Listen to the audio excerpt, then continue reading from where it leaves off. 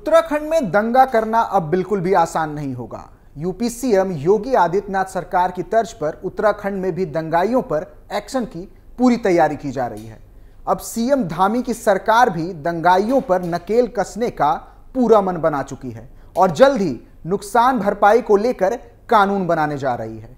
नमस्कार, मैं रोहित कुमार, आप देख रहे हैं कैपिटल टीवी उत्तर प्रदेश की स्पेशल स्टोरी।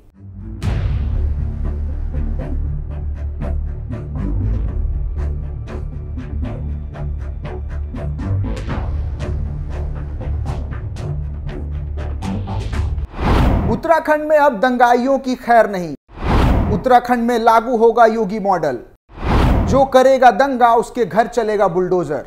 भरने पड़ेंगे नुकसान के पूरे पैसे। उत्तराखंड सरकार विरोध प्रदर्शन के नाम पर सरकारी एवं निजी संपत्तियों को नुकसान पहुंचाने वाले उपद्रवियों पर अब सख्त रुख अपना रही है और उन पर लगाम कसने की पूरी तैयारी की जा रही है। ये बजट सत्र में सख्त कानून का विधेयक सभा में पेश करने को लेकर मन बना चुकी है और गृह विभाग ने भी उत्तराखंड लोक एवं निजी संपत्ति क्षति वसूली विधेयक तैयार कर लिया है।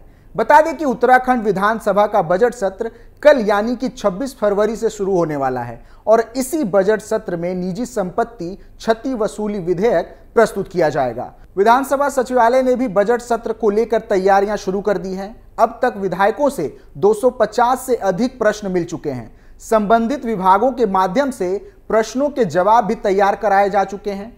फिलहाल यह सत्र कितने दिनों का होगा, इसकी जानकारी नहीं दी गई है। बता दें कि यूपी सरकार 2020 में पहले ही ऐसा कानून बना चुकी है और इस कानून को दोबारा 2022 में संशोधित भी किया गया था, जिसके बाद यह कानून और भी सख्त नजर आ रहा है। यूपी सरकार ने सरकारी तथा निजी संपत्तियों को नुकसान पहुंचाने वाले उपद्रवियों से क्षतिपूर्ति का दायरा बढ़ाने के साथ ही किसी हिंसात्मक प्रदर्शन के दौरान जान गंवाने वालों तथा गंभीर रूप से घायल होने वालों पीड़ितों के लिए मुआवजे की न्यूनतम राशि का भी प्रावधान किया है। इसके साथ ही राज्य सरकार ने मूल अधिनियम की धारा 19 में संशोधन करते हुए हिंसात्मक प्रदर्शन के दौरान किसी व्यक्ति की मृत्यु होने पर न्यूनतम 5 लाख रुपए तथा अस्थायी दिव्यांगता होने पर न्यूनतम 1 लाख रुपए मुआवजा प्रदान कराए जाने की व्यवस्था की है।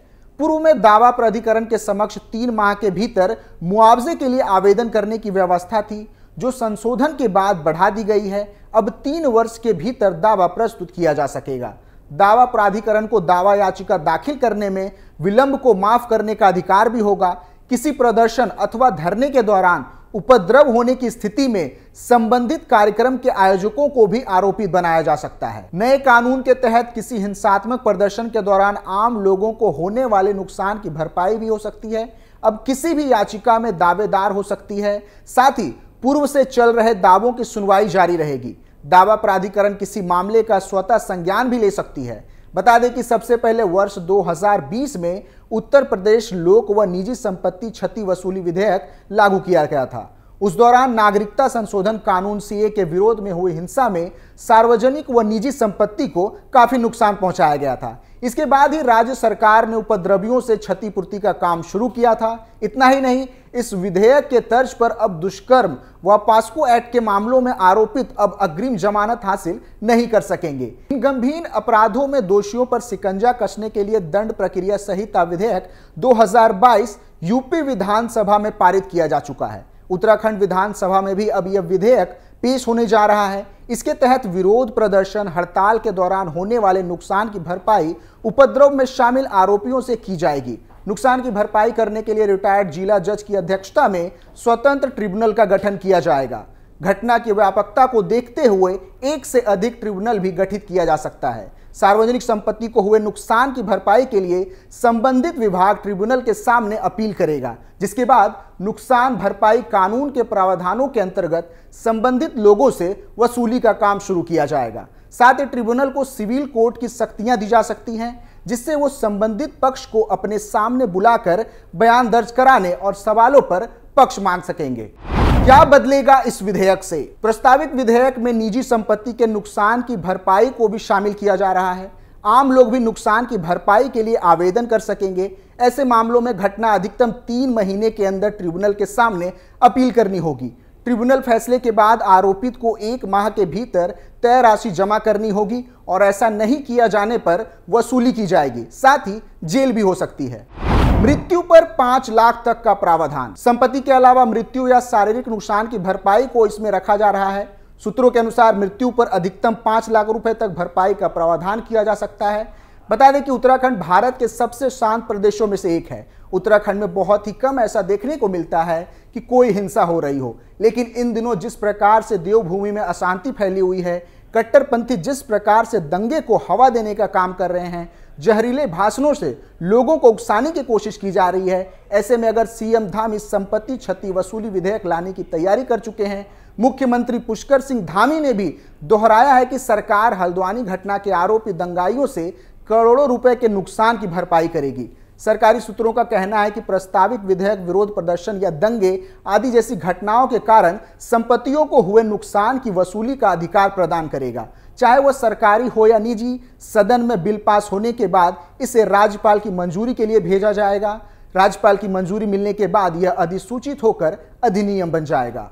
सेवानिवृत्त न्यायाधीश की अध्यक्षता में एक न्यायाधिकरण होगा जो औपचारिक शिकायत दर्ज होने के बाद आरोपों पर गौर करेगा, नुकसान का आकलन करने और पक्षों को सुनने के बाद ट्रिब्यूनल वसूली का आदेश देगा। गृह विभाग के सूत्रों ने बताया है कि ट्रिब्यूनल का आदेश बाध्यकारी होगा। यह पता चला है कि हरियाणा सरकार ने 2021 में इसी तरह का कानून पेश किया था। वास्तव में यह यूपी में योगी आदित्यनाथ सरकार थी जिसने पहली बार 2020 में इस अधिनियम को पेश किया था। उत्तराखंड ऐसा कानून बनाने वाला तीसरा राज्य बन जाएगा। 8 फरवरी को हल्द्वानी में हुई हिंसा में उपद्रवियों ने जमकर तोड़फोड़ की थी, यहां तक कि थाना को भी आग के हवाले कर दिया था। हल्द्वानी हिंसा में राज्य सरकार को बड़ा नुकसान हुआ। वहीं इस हिंसा के मास्टरमाइंड को पुलिस ने बीते शनिवार को दिल्ली से गिरफ्तार कर लिया। इसके बाद उसे सेशन कोर्ट में पेश किया गया, जहां से उसे 10 दिन की पुलिस रिमांड पर भेज दिया गया था। दरअसल मास्टरमाइंड अब्दुल मलिक ने अग्रिम जमानत के लिए याचिका दायर की थी, जिसमें उसके दिल्ली के घर का पता था। इसके बाद पुलिस उस याचिका के जरिए मलिक के ठिकाने का पता लगा लिया और फिर गिरफ्तार कर लिया। बता दें कि बीते 8 फरवरी को हुई हिंसा के बाद से वह फरार चल रहा था, जिसकी तलाश में पुलिस दूसरे राज्यों में भी लगातार दबिश दे रही थी। बता दें कि जब से धामी सरकार में आए हैं तब से उत्तराखंड को बेहतर बनाने का प्रयास किया जा रहा है, जिसके तहत नए नए प्रयोग भी किए जा रहे हैं। हाल ही में उत्तराखंड विधानसभा नागरिक संहिता यूसीसी विधेयक पेश कर दिया गया। यूसीसी विधेयक के लिए बुलाए गए विधानसभा के विशेष सत्र के दौरान मुख्यमंत्री पुष्कर सिंह धामी ने यह विधेयक पेश किया। मुख्यमंत्री द्वारा विधेयक पेश किए जाने के दौरान सत्ता पक्ष विधायकों ने भारत माता की जय, वंदे मातरम और जय श्री राम के नारे भी लगाए। बता दें कि यूसीसी के अंतर्गत कई नए प्रावधान किए गए हैं। यूसीसी के तहत अब सभी धर्मों में लड़कियों की शादी की न्यूनतम उम्र 18 साल होगी। पुरुष महिला को तलाक देने का समान अधिकार मिलेगा। साथ he live in relationship declare करना जरूरी होगा। लिव इन रजिस्ट्रेशन नहीं कराने पर 6 माह की सजा होगी। इसके साथ ही लिव इन में पैदा बच्चों को संपत्ति में समान अधिकार मिलेगा। महिला के दोबारा विवाह में कोई शर्त नहीं होगी। बहु विवाह पर रोक होगी। पति या पत्नी के जीवित रहते दूसरी शादी नहीं हो सकती। शादी का रजिस्ट्रेशन कराना जरूरी होगा। इसके साथ ही उत्तराधिकार में लड़कियों को बराबर का हक मिलेगा।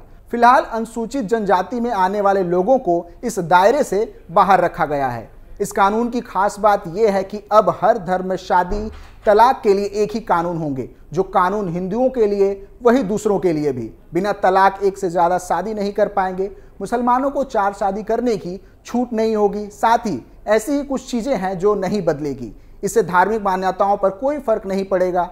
धार्मिक रीति रिवाज पर कोई पाबंदी नहीं होगी। ऐसा नहीं है कि शादी पंडित या मौलवी नहीं करा सकेंगे। साथ ही खान पान, पूजा, इबादत, वेशभूषा आदि का यूसीसी से कोई लेना देना नहीं है। बता दें कि भारत में फिलहाल नुकसान की वसूली हेतु कोई केंद्रीय कानून नहीं है।